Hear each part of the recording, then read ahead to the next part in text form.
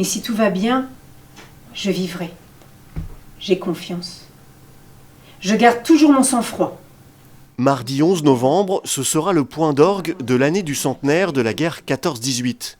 À Saint-Brice-sous-Forêt, samedi, le devoir de mémoire s'est traduit non par une exposition, mais par une lecture de lettres de Poilu en petit comité. Il y a des éléments, des documentaires, des romans autour de la Première Guerre, mais vraiment ce qu'on a eu envie de faire, c'était de rendre hommage aux hommes, aux citoyens lambda, à ceux qui se sont réveillés un matin du 1er août en étant engagés.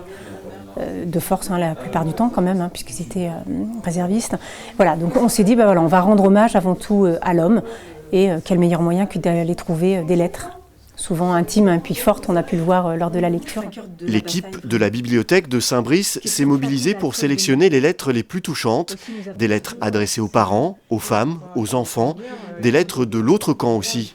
Un choix qui a touché les spectateurs venus assister à cette lecture. J'ai aussi, comme beaucoup de familles françaises, eu mon grand-père qui a participé à la guerre de 14-18. Il a lui-même été gazé, rapatrié, et on a conservé à la maison des souvenirs, des photos aussi de cette période. Et puis c'est une période qui m'intéresse et qui m'émeut beaucoup parce que c'était effectivement... ça rappelle beaucoup de conflits actuels et des conflits où les gens meurent pour rien. Pendant 1 heure, les lectures s'enchaînent, un événement intimiste devant une vingtaine de personnes. Un grand nombre de Bavarois sont sortis de leurs tranchées en faisant signe de ne pas tirer sur eux.